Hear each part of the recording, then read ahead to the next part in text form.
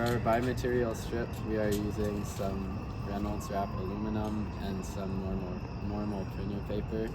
This aluminum should have a higher CTE than the paper, so when they're stuck together and heated, this should expand more, and this should expand less, causing deflection.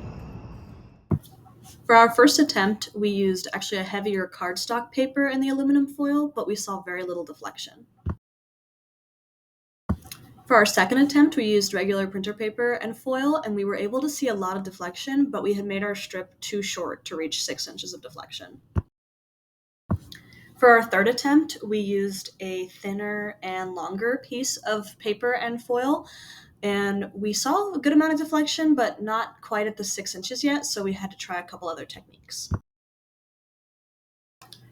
For our fourth attempt, we tried to make the piece a lot wider, but we saw no deflection.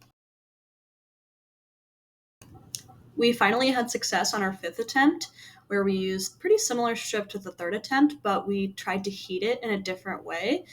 We kind of felt like we were maybe fighting against gravity a lot when trying to do it standing up. So by heating it from the side, we were able to see that 6 inches of deflection with really the same strip.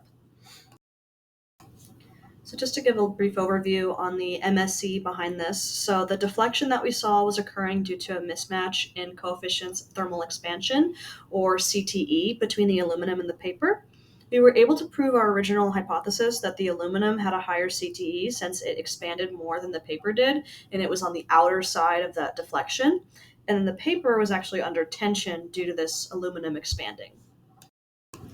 And then just as a fun behind the scenes, here were all of the strips that we ended up trying to use during our experimenting. Thank you so much for watching.